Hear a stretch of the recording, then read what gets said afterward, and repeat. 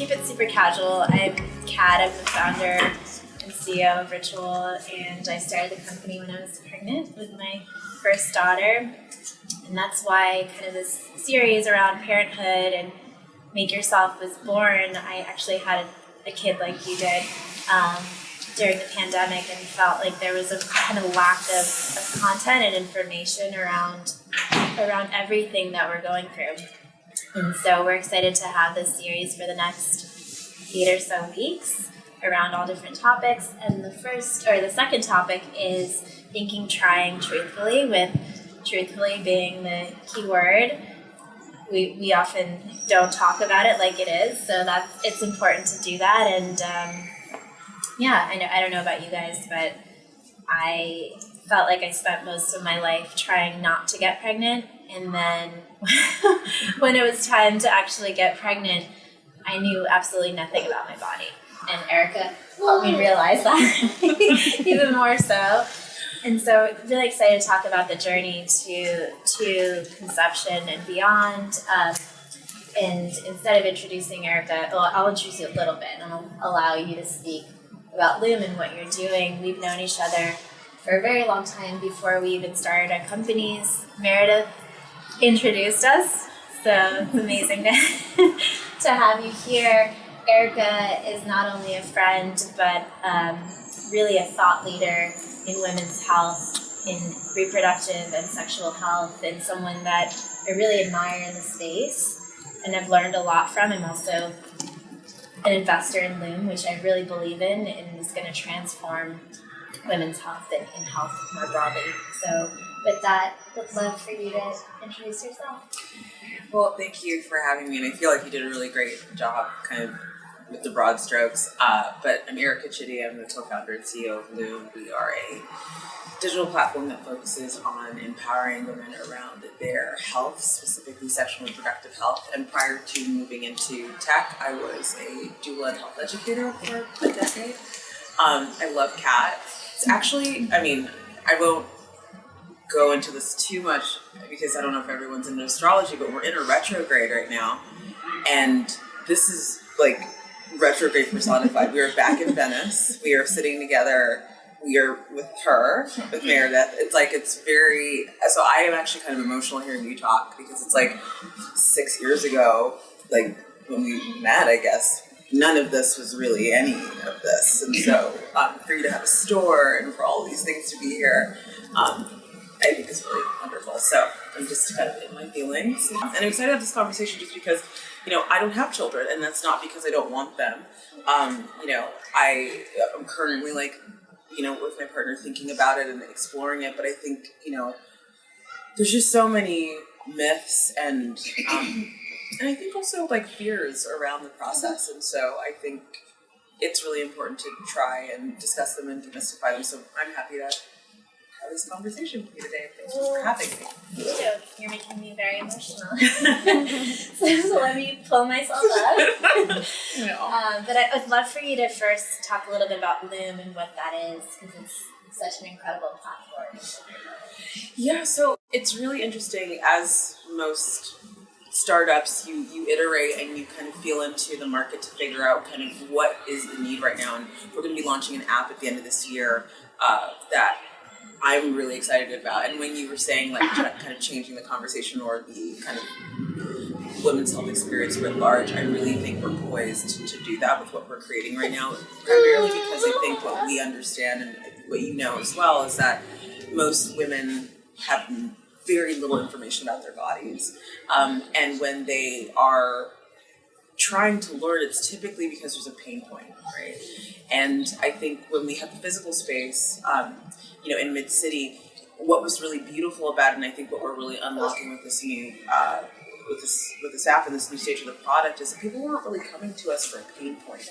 Obviously, people were pregnant coming for education because you are, going to have a baby. But when people would come to our periods class or our sex class, or sometimes even coming in for period coaching, they were coming in for almost like for a vitamin. You know, they were like, I'm just trying to keep my well-being going. This is a part of my well-being routine. So we're really wanting to kind of encapsulate that. I'm using a lot of like ritual metaphors, but we're wanting to encapsulate that into the product that we're making. And so right now what we have is a pregnancy and postpartum program that very much we could say is, masterclass, but make it sexual and reproductive health. It's, video, audio, text.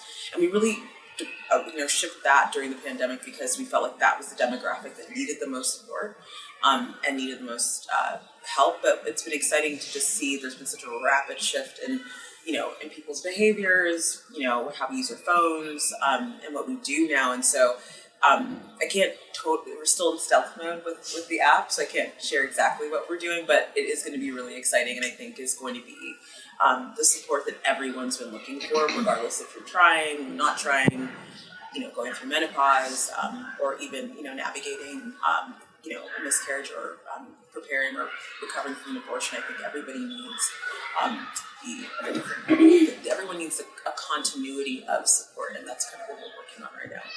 It's very empowering to know more about your body so you can make the best decisions for your health, which is not that shocking, but it feels like it is. Yeah, I think so, and I think what we're trying to really push forward as a brand is that there doesn't need to be something wrong or a specific goal for you to feel like you can learn. It really needs to just be something that you're doing. It's a daily habit. It's something that's enriching because, over time, I think when you can really feel like you are in a place of power about your health is when you have been building knowledge over time that you can pull down or draw down from. And so that's kind of what we're wanting to help people build, is that muscle and that kind of memory bank to pull from. That's so exciting because it's so shocking. And I want to pull the conversation back to thinking and trying and that time in someone's life. It is so shocking when you realize you're not prepared and you don't know that much about your body, and so building the tools where it is kind of more gradual and we know what's going on ahead of time, I think is really empowering. So we'd love to ask some questions that we've asked of some of our customers over time, and there seems to be a kind of a consistent similar questions around this stage of life. And so you've probably seen some of these before. Yeah. Like, one of the biggest ones we get asked is just, how do you think about the timing? Like, when is it the right time to start planning? It seems for so many of us, it almost feels like too late. And I don't know, personally, it's so challenging sometimes when you want you want to get pregnant, but you realize it actually takes a long time. So how do you advise people on the right timing for? I love that question, and I think it's almost exploded even more so, like my mental model around it because of the pandemic. I think the first thing to kind of acknowledge is just that the median age of childbirth, I think it's probably somewhere between 20 and 32 now. So it is older, just generally. So, most women or people that have uteruses that are getting pregnant are coming to it at a later time in life. And so that really can shift a lot of your thinking. So the idea of just it's going to happen really kind of comes off the table as you get older. So I think, there really is not a right time. That's really what I'm just going to purely say, because I think as women or people that have uteruses, there's so much oppression and systemic challenges that we're facing that can make it feel really unsafe or unmanageable or kind of maybe financially potentially impossible to have a child. And also there can be a lot of reasons why you might not feel like it's the right time. I can name a whole bunch of things. But in terms of figuring it out, I think if you are in a partnership, and I'm also going to talk about choice motherhood or being a single mom, because that's also a really major thing now that I got a chance to start to see more of before I stopped being a doula, working with moms who were single moms doing it by themselves. Is just starting to have the conversation. I think if you are in a partnership, what does it look like for us to go ahead and do this? Do we really want to do this? What kind of parents do we want to be? I think we think a lot about, I just want a child, and that's really the excitement. But this person is a person that's going to require like your support. And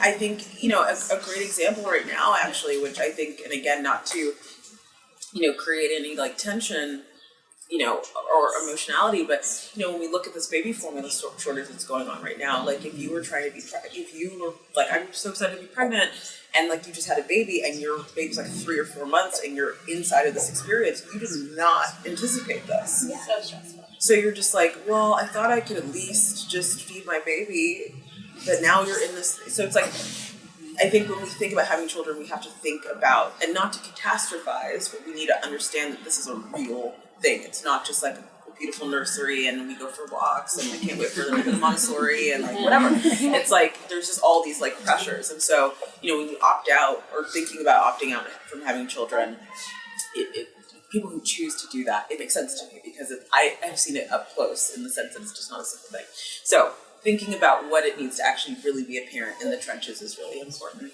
But then backing out of that, I think preparing your body for fertility, understanding what it means to get pregnant, understanding that if you're trying without assisted technology, there's only about 6 days of the month that you can get pregnant. It's not like 20 days, it's 6. And, if you are trying with a person that has a penis, sex begets more sex. You should be having sex all the time, not just in this little window, because that window makes sex very, very stressful. Sounds and like really romantic. If the stress makes you like turn on, like if stress gets you there, like, let's do it. I feel like for most people, it's not it. So I think that's the thing too. And like, again, I think if you're all both working from home and you're seeing each other all the fucking time, you're not going to be excited to have sex. Like, so I just think that there's a lot of, you gotta have these conversations, right? And it actually brings me to a client of mine that I just adored so much at the time, who had a totally healthy body. Again, we have to think about access and privilege too when we think about fertility and ART, because it's expensive unless you're at a company that gives you insurance. But she was young, healthy, and did ART to have her baby because she was like, I don't feel like not knowing when it's happening or whatever. I just want to know that I have a healthy, Can you explain ART? So ART is assisted reproductive technology. So IVI, IUI, IVF, ICI, which I think there's a question specifically about, then I can break those down.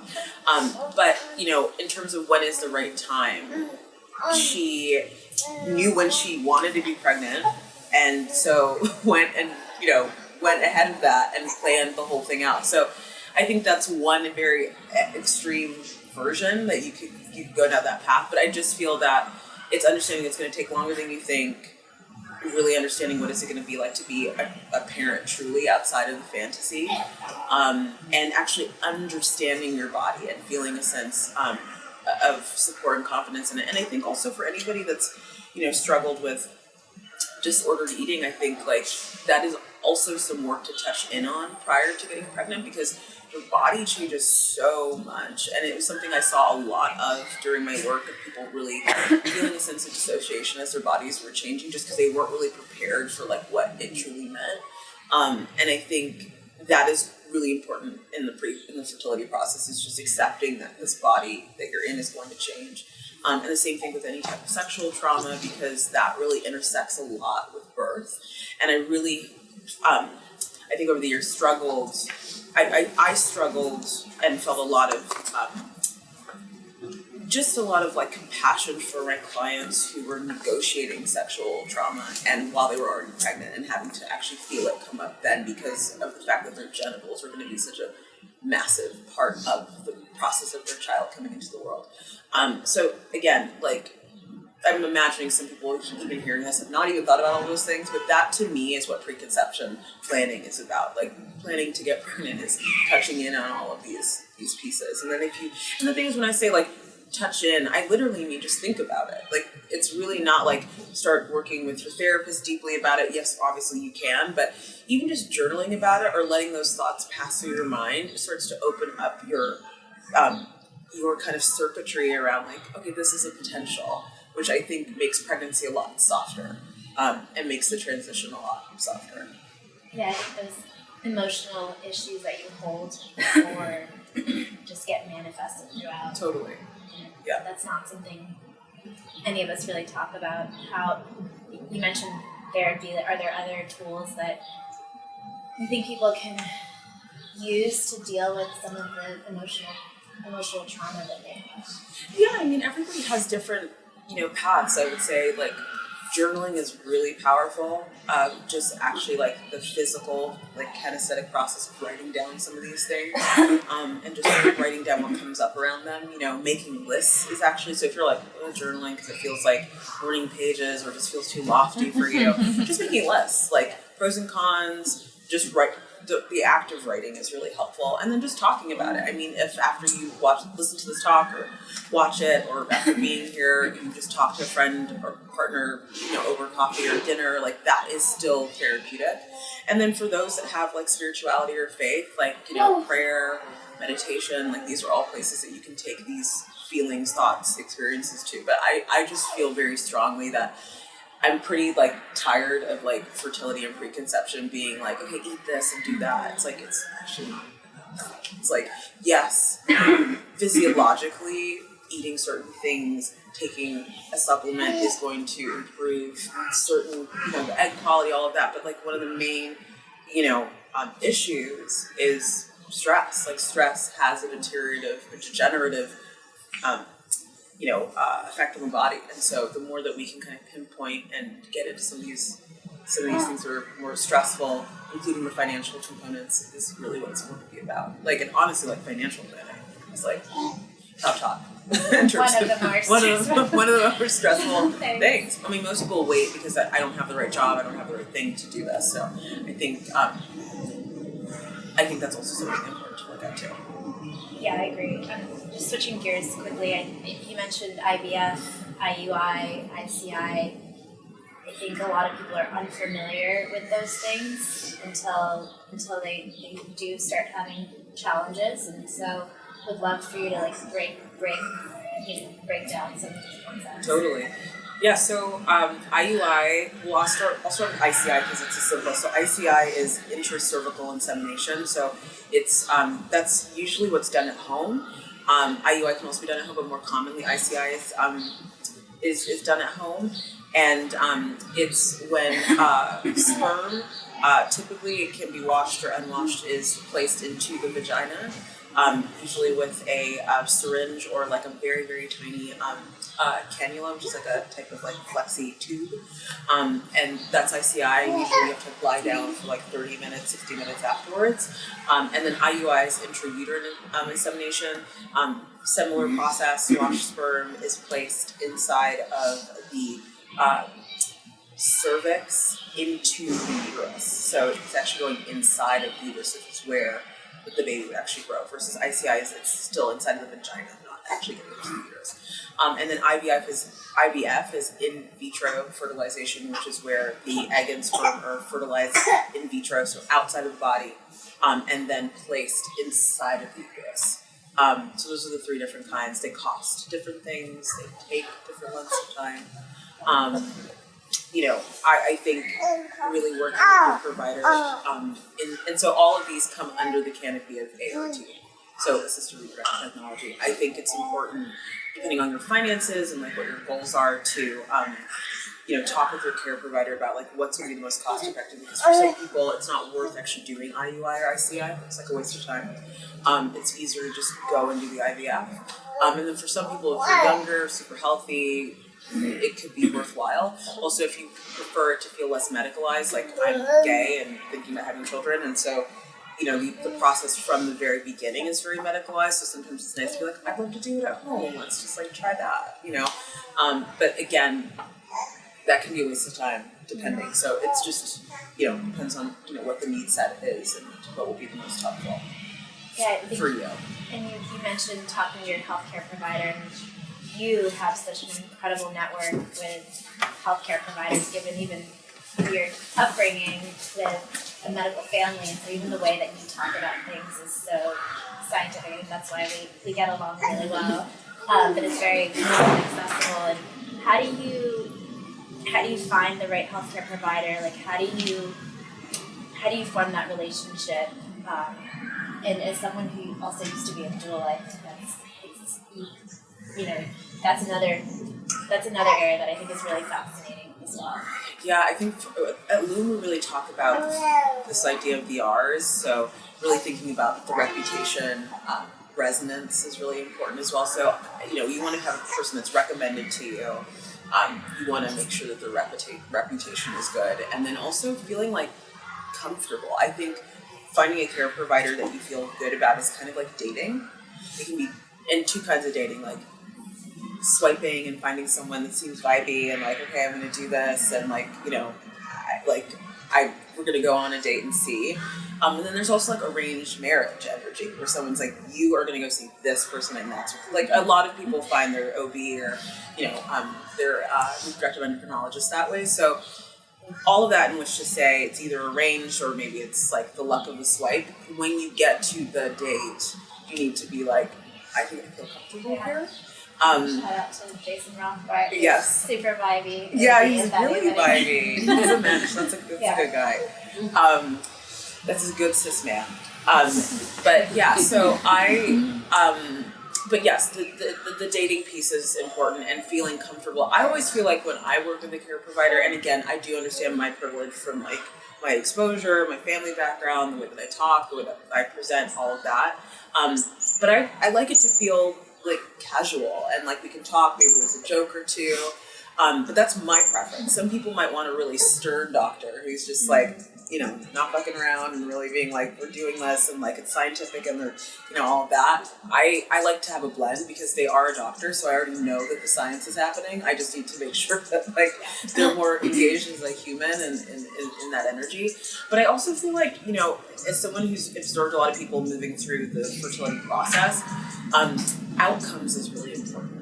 So I think with fertility, that is one of the environments where it's like, how good are the outcomes? How successful have you been getting other people pregnant? What are you willing to try? How risky are you? Because sometimes actually having a reproductive endocrinologist that is more risky is actually kind of great. Like they're not going to be like, you're 41, I don't know what you're doing here. It's like too late. Like there are doctors like that. Yes, the geriatric pregnancy, all of that. And so you want someone who's going to be like, okay, we're going to give this a try, because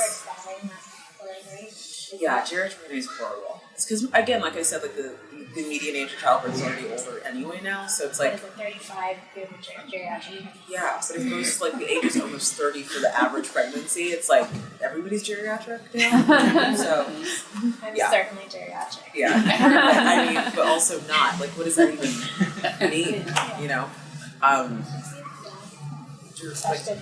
Yeah, it does. But that's the thing too, is like finding a doctor who's not buying into that.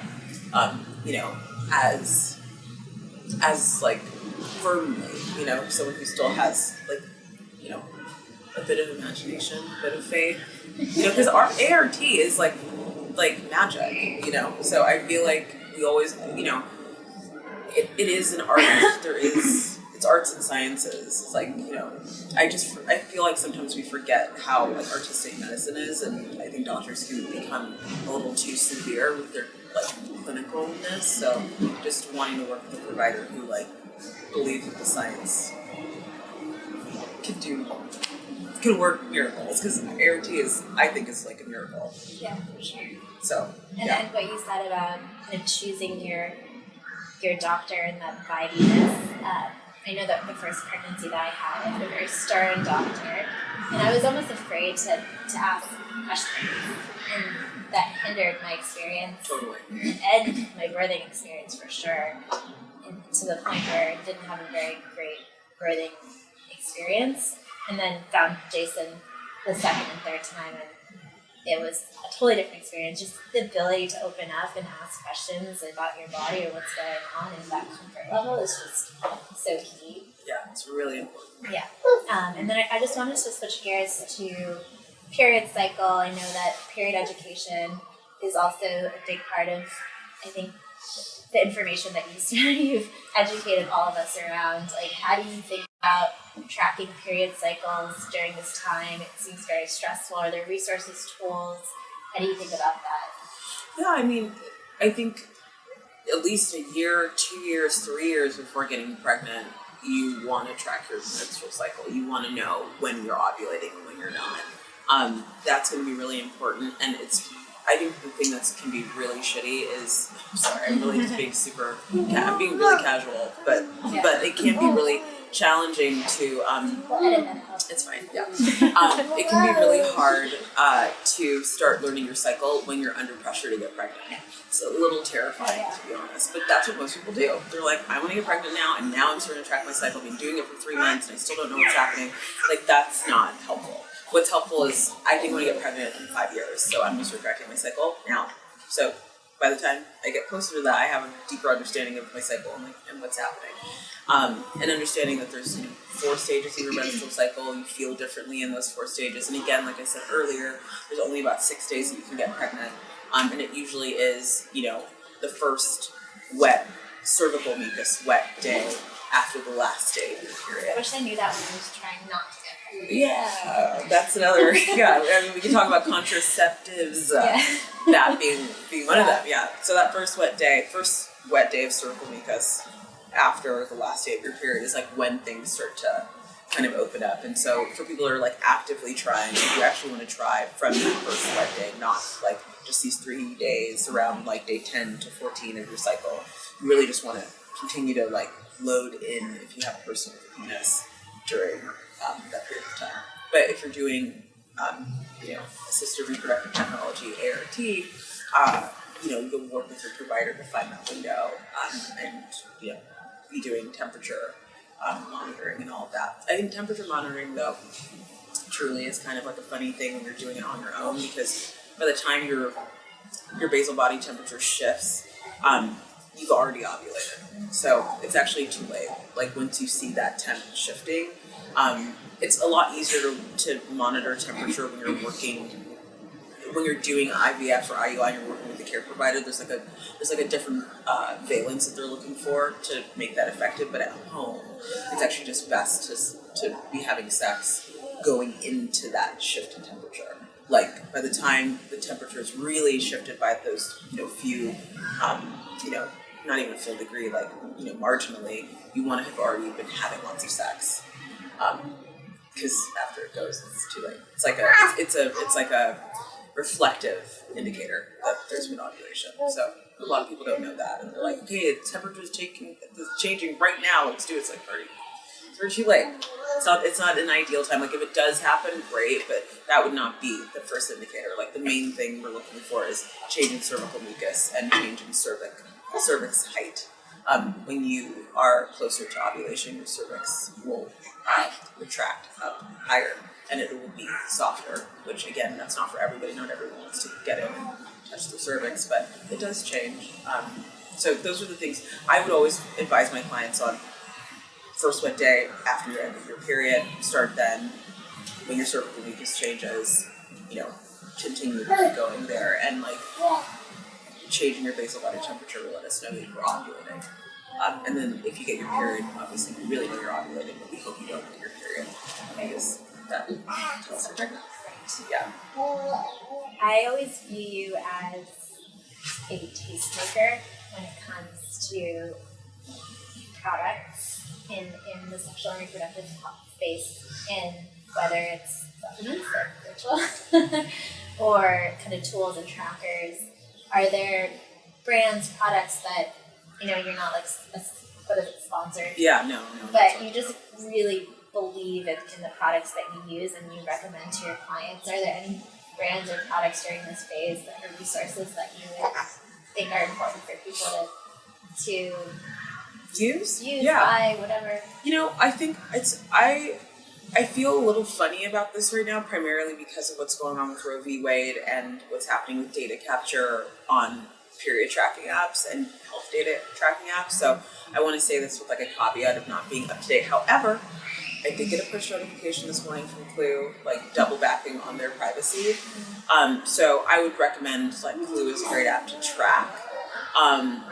I don't know what Oura Ring is doing with their data information, but I did really like the fact that it's just a ring, you slip it on, it's monitoring that, and you can wear it as you sleep. So I think that's that would probably be the only other recommendation I would make. But again, I think be really mindful of what these platforms are doing with their data as we are trying to, navigate this time of understanding what abortion legislation will look like.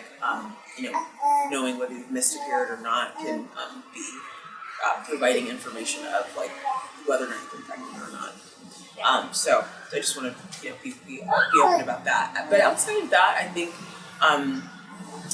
always having good lube. I think lube is so important when we're really stressed out. It can be hard for people that have vaginas to get wet and get lubricated. And I always would say, teach my sex class, I was like, lube is liberation. It just allows you to have sex whenever you would like to, if you're having penis-vagina sex. And I really like Sliquid. The lube I really liked was made by Necessaire, but they stopped making the sex gel. It was such a bummer. I don't know what happened. But really liked that. But yeah, Sliquid. What's Sliquid? Is that a brand? Sliquid, Subtle, these names, but and Sliquid is like S-O-Y or something? No, I'm dyslexic, so spelling a lot is hard for me. SLQUID, like liquid, but like Sliquid, and then Subtle is like SUBTIL. That one's easier, yeah. Those are great because they have like a low osmolality and are really close to what normal vaginal secretions are like. So it's going to be like more gentle down there if you're really sensitive. Any other health habits that you would recommend during this time? I know sleep is a big one. Oh, sleep hygiene is huge. You're the expert at Love sleep. Hygiene. Love sleep. I mean, don't we all? I mean, I love it, but I don't get it. Yeah, I mean, I always like looking at you. I'm just like, I don't know how you do it. It's daughter wild. had a nightmare in the middle of the night. Which one? Mika, the middle one. Okay, yeah. Well, that makes sense. She was excited to have nightmares. Mine feels like now, like her older sister. Yeah, well, also like feel like if she's having a nightmare, that means she can spend more time with you. So it's like that seems like middle child behavior. She's like, I have a nightmare. She's like, I'm here for my appointment. This is my nightmare. But yeah, I think those are those are things I would recommend. I feel like you asked me another question before. Sleep habits. Yeah. I think like meditation, honestly, no pressure, but I do think that's just, and I think meditation can look a lot of different ways, like walking every day for 15 minutes without your phone, if you feel safe enough to do that. Taking baths, again, I also, when I say taking baths, it's like kind of luxury that we can do that in this country, but that's another thing. And just trying to slow down when you can. I think getting off our devices and having more meaningful relationships with our devices is really helpful too. Anything that's going to help de-stress the body, acupuncture for sure. That's definitely a great one. Moderate, regular exercise, whatever that can look like for you. Those would be some of the things. For me, it's hiking. I'd always go hiking when I was pregnant. Everyone would look at me and be like, "How are you climbing this mountain?" It helped you. It helps me disconnect and get away from the concrete. Yeah. Touch the soil. Totally. I think the last question that we have is really just, it goes back to the emotional kind of trauma of it all and just the roller coaster. How would you, I think it's the last point, like how would you advise people to ride out this time emotionally?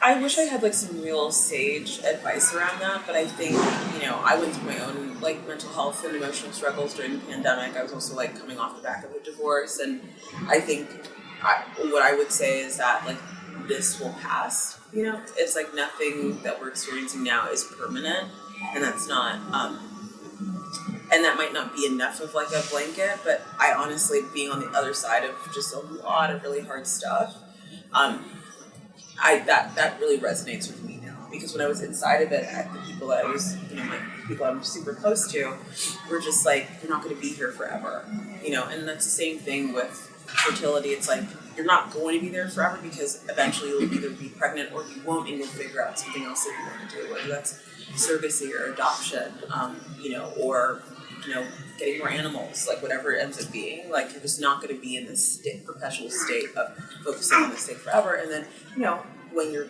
pregnant, it's the same thing. It is a finite period of time. So everything has a time limit, even if it feels like it's going on forever. Yeah, I feel like what we do is just search the internet for all of our questions and answers, and we just go into this rabbit hole of misinformation. I know there's also a tool that you guys developed. The Symptom Checker, yeah. For your topic. Totally. I do think that digital dieting is just really, I don't like the term dieting, but I love alliteration, so digital diet just sounds nice. But we're a nerd. But yeah, so we developed a symptom checker as essentially like WebMD but with feelings. So, looking at it, around like 40 symptoms that can show up in the in a woman's body or in a person that has those parts, but really trying to connect the symptom with also what happens emotionally and how trauma can be connected with it. So even something like gastric issues or a cramping, there is evidence now that shows us that stress can increase the intensity of cramps, even if they're related to your period or to any kind of like gastric disorder. Stress will impact that. So knowing that we've all kind of like lived through this pandemic and now have all been touched by trauma in one way or form or another, I think just being able to create that link that it's not all in your head, but actually what's going on emotionally can have like a physiological impact. And our goal with launching that feature was to really help support women or people that have those parts around medical gaslighting and being able to kind of create a more causal link between what they're feeling and what they're experiencing in their bodies. It's amazing tool. Thanks. Yeah, we're excited about it. It'll be cool to kind of pull in a lot of that. A lot of it's really worked into the app. Anything else you want to share? No, but I'm glad we could do this outside. I know, I didn't want you to do it a month. Yeah, that would have been Not a useful recording. yeah. Does anyone have any questions before we conclude? I have a thought that I've sort of been ruminating on, especially over Mother's Day, and that women are being told, to sort of wait until you get your life totally figured out. And so our reproductive window, and now, I'm getting close to 40, and even considering having a second child, like, I guess from my perspective, it's like, you really don't ever get it totally figured out. And I do feel like if you're, a responsible person, even in your early 20s, it's a reasonable thing to think about. And sort of culturally, we're told, don't think about it until you're like 30. And I was 32 when I had my daughter, which is probably like the perfect age or something. But, to have that second child or even a third, if you want it, you really do limit your, ability to do that. And I guess, I don't know, I'd be curious what you think about just like, almost like encouraging women to think about it way earlier than we are. I'm so glad you brought that up because that's, I completely agree, and that's something I've been talking about a lot, which is I think if I could do it all over again, I would have frozen my eggs at 21. Yeah. Like, without question, on my parents' insurance, like, I'm serious. No, like, you guys get this. Because then we're good. Like, we're good later, we'll see it. It happens, doesn't happen, it's there. So and also just from a hormonal perspective, your body is like much more adept. So I definitely feel like culturally, unfortunately, us that are a little bit older definitely got the 9 to 5, like kind of 80s movie thing of like get yourself together and then then you have your baby. But actually the gag is actually just needs to be the total opposite. Yeah. Like it should be like once you're like 19, 20, just aging out of pediatric care, like let's get you into doing it because there's no problem. There should be no issue with it. Because if you do end up getting pregnant without, obviously there's religious and other things that some religions don't want to do ART at all. Like it's either happening on its own or it's not. But I completely agree. I think that would be my main thing, and what that actually means too is thinking about the age of starting something like a prenatal. It's you might start it a little bit earlier in order to prep yourself, and then switch back onto something that's not a prenatal. But my mom, who's a nurse, always told me to take a prenatal my whole life. She was just take it forever because it's pretty much. Well, we don't advise that. No, you guys do not. It was the thinking behind our campaign when we did launch the prenatal. We saw that half of people didn't take a prenatal until they found out they were pregnant at the doctor's office. And the first 28 days are when the neural tube forms. So the whole campaign was around trying when it's time. So educating people on need to take that when you're thinking or not. But don't you think if you're sexually active, you should take a prenatal? Yeah. You don't have to answer that. I think if you're being our advice is if you're if you're thinking or trying, that's when you should take it. If you're sexually active and you're being having protective sex and contraception, then I think the multivitamins probably more Okay, all right. more for you because your nutrient needs do change in different life stages. But I was just going to say that I have a friend who has a chain of reproductive fertility clinics, and his viewpoint on all of this is that in the future nobody's going to be having sex to have babies. Yeah, that's what I've been reading as well. And the ideal is that we all have frozen our eggs in the most ideal time, and so sex is not for having babies. And so it's a really futuristic, I think contrarian to some Which degree I think is cool, but honestly. It's kind of a cool thing. Yeah, because the sex is for pleasure. Yeah. Especially because we're doing it. Everyone seems to be having children later. So by the time you're having a child, it's you just want it to work. So can I just go and have it work, and then just have sex to enjoy it? Yeah. And sex loses its pressure, which I think is kind of nice. That is nice. I would say that I started this company when I was 4 months pregnant, and definitely didn't feel like the right time to have a child, and I think there is no right time. And it's I'm in the viewpoint there is no right time. You'll never get your life together. Your life will always be a mess. Totally. So if it's what you want to do, do it sooner. I don't know. Yeah. Yeah. Introduce It also forces you into maturity too a little bit, and Totally. I think as long as you're a reasonably together person, you'll figure it out. So cute. On the other side of that, though, I have a question around that I read a study recently that was talking about, getting rid of this term geriatric pregnancy and actually looking at, is there more risk for someone over 35 if they are pregnant already? I know it can be more challenging for someone to get pregnant, but this study was actually focused on the fact that what they were showing was that because these women were older to be having children, over 35, between 35 and 37, they were getting more treatment and more care in the hospitals. Yeah. And so they were actually showing that they were having more successful and safer pregnancies than the person at just under 35. So it just made a case to say, it's just so interesting that the care associated with all of that is such a huge part of it, of whether or not that can be a successful thing. That's you probably get education and resource. Yeah. And all the other things. You get to have ultrasounds much more free. I had 2 geriatric pregnancies, and lots more support for my old lady vibes. I was kinda bring it feeling on. that. I That's love an ultrasound every week. That's wonderful. Thank you. And I don't have to pay extra. Great. Yeah. I didn't feel good about being called that, but I did appreciate the care. Yeah, we gotta drop that name. Not great. Yeah. Okay, we need to cancel that. Yeah. If it hasn't been canceled already. It's not a good thing. Any other thoughts or questions? But I kind of love the idea of having a baby later. Yeah. I'm 32 and it's this. Thank you guys for coming. This is so nice. Thank you for coming. Yeah. Oh, thanks so much. That's great.